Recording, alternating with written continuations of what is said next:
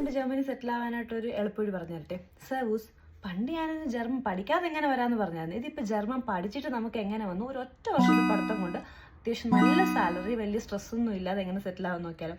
So അതിനുള്ള കോഴ്സാണ് ഫ്ലേഗിഹിൽഫർ എന്ന് പറഞ്ഞാൽ നമ്മുടെ കെയർ ടേക്കർ.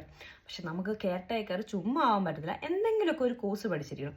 സോ അതിനിവിടെ വേണ്ടത് നമുക്ക് നാട്ടിൽ നിന്ന് ജർമ്മൻ B2 വരെ പഠിച്ചിട്ട് നമുക്കിവിടെ കെയർ ടേക്കർ പഠിക്കാൻ വേണ്ടി വരാം. ഈ ഹെൽപ്പർ കോഴ്സ് പഠിക്കാൻ വരാം. അത് 1 ഇയർ കോഴ്സാണ്. അത് പഠിച്ചതിന് ശേഷം പണ്ട് ഇതിന് വിസ സപ്പോർട്ട് ചെയ്യുന്നുണ്ടായിരുന്നു, പക്ഷേ ഇപ്പം അതിന് വിസ സപ്പോർട്ട് ചെയ്യുന്നുണ്ട്. സോ നമുക്ക് വിസ സപ്പോർട്ട് ചെയ്ത് നമുക്ക് നോർമലി ജോലി ചെയ്ത് ഇവിടെ സുഖമായിട്ട് കഴിയാൻ പറ്റും.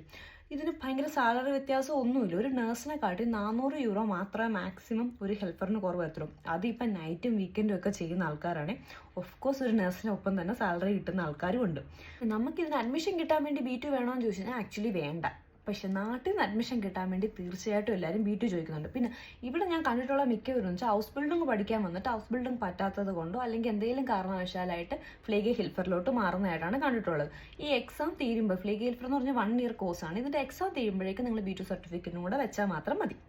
നമുക്കൊന്നെങ്കിൽ ഡയറക്റ്റ് അപ്ലൈ ചെയ്ത് നോക്കി വരാം, ഇല്ലെങ്കിൽ FSJ ഔപേരൊക്കെ എടുത്ത് നോക്കിയിട്ട് വരാം, അല്ലെങ്കിൽ ഏതെങ്കിലും ഒരു ഹൗസ് ബിൽഡിംഗ് എടുത്ത് നോക്കിയിട്ട് ഇവിടെ വന്നതിന് ശേഷം നമുക്ക് ചേഞ്ച് ചെയ്യാനായിട്ട് പറ്റും. ഈ ജോലി അത്ര എളുപ്പമൊന്നുമല്ല, കഷ്ടപ്പാടാ, പക്ഷെ സ്ട്രെസ് ഇല്ല.